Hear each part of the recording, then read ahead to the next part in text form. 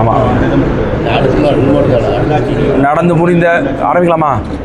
நடந்து முடிந்த 2026 சட்டமன்ற தேர்தலில் தமிழ்நாட்டில் காங்கிரஸ் கட்சியானது 5 சட்டமன்ற உறுப்பினரை பெற்றிருக்கிறது.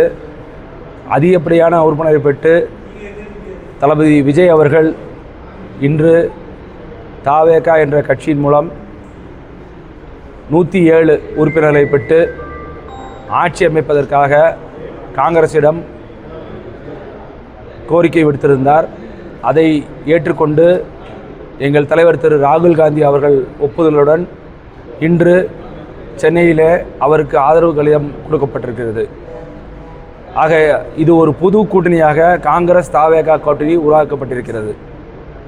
நான் ஏற்கனவே முன்னால் சொன்னது போல் ஒரு மாதத்துக்கு முன்னாக அமைய வேண்டிய கூட்டணி இன்றைக்கி ஒரு மாதத்துக்கு அப்புறம் அமைஞ்சிருக்கு. ஒரு மாதத்துக்கு முன்னாடி அமைஞ்சிருந்தால் நிலைமையே வேறு இன்னும். ஆக தாமதமானாலும் பரவாயில்லை, ஒரு நல்ல கூட்டணி அமைந்திருக்கிறது. மக்கள் மத்தியிலே செல்வாக்குள்ள ஒரு கூட்டணி அமைந்திருக்கிறது. இங்கு இப்போது எங்கே பார்த்தாலும் பேசுகின்ற 2 பேர் யார் என்று கேட்டால், ஒன்று தளபதி விஜய் அவர்கள், தமிழ்நாடு முதலமைச்சர் திரு விஜய் அவர்கள், மற்றொன்று இந்த இந்திய திருநாட்டின் எதிர்க்கட்சி தலைவர் திரு ராகுல் காந்தி அவர்கள். 2 பேரை பற்றி தான் இப்போ அதிகமாக பேசிகிட்டு இருக்காங்க இன்றைக்கி தமிழ்நாடு முழுவதும். நாங்கள் இன்று தூத்துக்குடி வடக்கு மாவட்டம் சார்பாக கோவில்பட்டியிலே இந்த கூட்டணி அமைந்ததற்கு பட்டாசு வெடித்து இனிப்புகள் கொடுத்து ஆரவாரமாக கொண்டாடி கொண்டிருக்கிறோம். எங்கள் மனதில் இருந்த ஒரு பெரிய மகிழ்ச்சியை வெளிப்படுத்தி கொண்டிருக்கிறோம். எங்களுக்கு தாவேகாவுடன் கூட்டணி வேண்டும் என்ற தொண்டர்களின் விருப்பம் நிறைவேறியுள்ளது. ஆக இந்த நிறைவேறியுள்ள இந்த நேரத்தை நாங்கள் மகிழ்ச்சியாக கொண்டாடி வருகிறோம். திமுக விட்டு வந்ததற்கு நாங்கள் மிகவும் சந்தோஷப்படுகிறோம். திமுக காங்கிரஸ் கூட்டணியை பற்றி பேசும்போது இன்றைக்கி செய்தி தொடர்பாளர் சரவணன் அவர்கள் திமுகவை பற்றி இப்போ காங்கிரஸ் முதுகில் குத்திட்டு அப்படிங்கிறாங்க. நான் ஒன்று சொல்கிறதுக்கு ஆசைப்பட்றேன். 2011க்கு அப்புறம் காங்கிரஸ் ஆனது ஆட்சியிலும் இல்லை, மத்தியில் ஆட்சியிலும் இல்லை, மாநிலத்திலே பெரிய அளவில் எதுலேயுமே இல்லை. அப்படிப்பட்ட காங்கிரஸுக்கு அவப்பேர் வர்றதுக்கு காரணம் 2011 2G என்ற அலைக்கற்றில் அவர்கள் செய்த ஊழல் தான் காரணம். ஆக அவர் செய்த தவறுக்கெல்லாம் நாங்கள் பழியை சுமத்து கொண்டு இவ்வளவு நாள் இருந்தோம். இன்று அதிலிருந்து விடைபெறுகிறோம். அந்த பழியிலிருந்து நாங்கள் விடைபெறுகிறோம். திமுக செய்த அனைத்து அட்டூழியங்களுக்கும் நாங்கள் அமைதி காக்க வேண்டியது இருந்தது. அது பாலியல் குற்றமாக இருந்தாலும் சரி, கொலை கொள்ளையாக இருந்தாலும் சரி, காவலர் இதில் ஸ்டேஷனில் கொலை நடக்குதுல அதுதான் சரி, எதுதான் இருந்தாலும் சரி, நாங்கள் வாயே திறக்க முடியல. எதுவுமே வாயை திறக்காம மௌனமாக இருக்க வேண்டிய சூழ்நிலை இருந்தது. இன்று அதற்கு ஒரு விடுதலை கிடைத்திருக்கிறது. பேரறிவாளனை கட்டி அணைத்த முன்னாள் முதலமைச்சர் ஸ்டாலின் அவர்களை பார்க்கும்பொழுது எங்களுக்கு வருத்தமாக இருந்தது. பெருந்தலைவர் காமராஜர் அவர்களை பற்றி இழிவாக பேசும்போது அதை தட்டி கேட்குறதுக்கு யாருமே இல்லை என்கும்போது எங்களுக்கு மிகவும் வருத்தமாக இருந்தது. பேரறிஞர் இப்படி பேசிகிட்டே போகலாம். இன்றைக்கி எங்களோட ஒரே ஸ்டெப் என்ன, எங்களோட ஒரே நோக்கம் என்ன என்று கேட்டால், பாஜக யாரோட துணையும் இல்லாமல் தமிழ்நாட்டிற்குள் வந்துவிடக்கூடாது. எப்படியாவது பாஜக உள்ளே வரணும்னு பார்ப்பாங்க, அது வந்துவிடக்கூடாது என்ற ஒரே நோக்கம். அதுபோக முதலமைச்சர் விஜய் அவர்கள் பெருந்தலைவர் காமராஜர் அவர்களை கொள்கை தலைவராக ஏற்றுக்கொண்டிருக்கிறார். அப்படி ஏற்றுக்கொண்டிருக்கிற காரணத்தினாலே காங்கிரஸுக்கு தார்மீக உரிமை இருக்கிறது. ஒரு கொள்கை தலைவராக காமராஜரை ஏற்றுக்கொண்டிருப்பவர் நிச்சயம் மதவாத சக்திக்கு துணை போக மாட்டார் என்று நாங்கள் அவருக்கு ஆதரவு கொடுத்திருக்கிறோம். இந்த கூட்டணியானது வருங்காலங்களிலே உள்ளாட்சி தேர்தலாகட்டும் சரி, பாராளுமன்ற தேர்தலாகட்டும் சரி, அடுத்த சட்டமன்ற தேர்தலாகட்டும் சரி, தொடர்ந்து பயணிக்கும். இனி முதலமைச்சர் விஜய் அவர்களை இனி அடுத்த 50 வருடங்களுக்கு யாராலும் ஒன்றும் செய்ய முடியாது. யாரும் எதிர்பார்க்காத இந்த வெற்றியை நான் கிட்டத்தட்ட ஒரு வாரத்துக்கு முன்பே எழுதியிருந்தேன் பத்திரிகையிலே, நிச்சயம் விஜய் அவர்கள் வெற்றி பெறுவார்கள் என்று. இது மக்களின் நாடி துடிப்பு, மக்கள் கொடுத்த உத்தரவு. திரு விஜய் அவர்களுக்கு மக்கள் கொடுத்த உத்தரவு.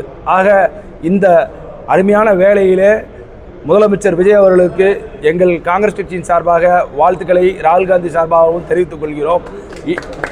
இனி 1967 பெருந்தலைவர் காமராஜர் ஆட்சிக்கு பிறகு கழகங்கள் இல்லாத ஆட்சியை, திராவிடம் என்ற கழகங்கள் இல்லாத ஆட்சியை அமைக்கின்ற இளைய தளபதியாகி இருக்கின்ற முதலமைச்சர் விஜய் அவர்களை எந்த வார்த்தையை கொண்டு பாராட்டுவென்று தெரியவில்லை.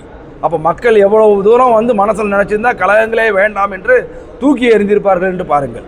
இந்த கோவில்பட்டி தொகுதியை எடுத்துக்கோங்க, பெரிய வாக்கு வித்தியாசம் இல்லை. இன்னும் லைட்டாக ஒரு 400 ஓட்டு லைட்டாக போய் எடுத்திருந்தா நிச்சயம் கோவில்பட்டியும் வெற்றி பெறும். கிட்டத்தட்ட ஒரு 19 தொகுதிகள் இதே போல் 1000 வாக்குகள் உள்ளே வித்தியாசத்திலே தாவேகா தோற்றிருக்கிறது. ஆக வரும் காலங்களில் காங்கிரஸ் கட்சி தாவேகாவுக்கு முழு ஒத்துழைப்பு தரும். நாங்கள் இங்கே கூடியிருப்பது வருங்காலத்திலே நடக்கவிருக்கக்கூடிய உள்ளாட்சி தேர்தலில் நம்ம அப்படிலாம் போட்டி போடணும்.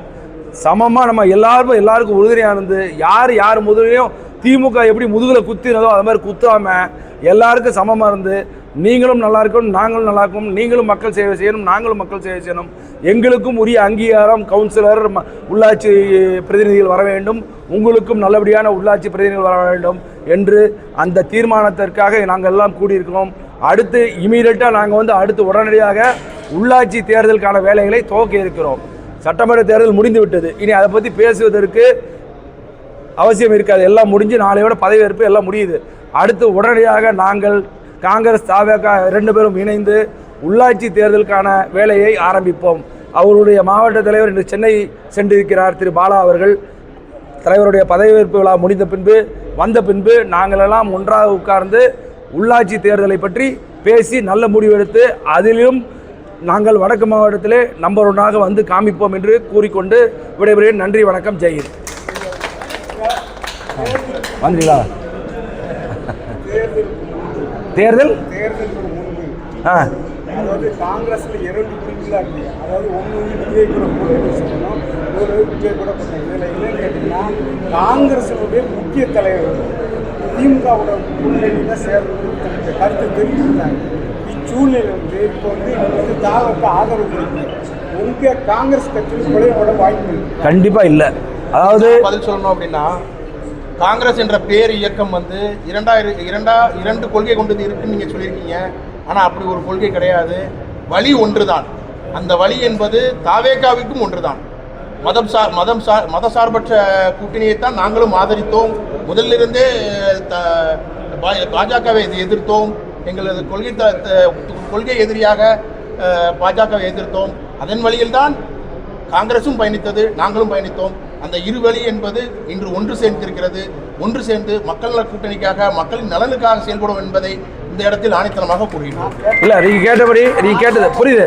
அதாவது நீங்கள் கேட்டபடி காங்கிரஸில் பிளவு வருமா தாவேகால சேர்ந்தனால அப்படின்னு கேட்க வரீங்க.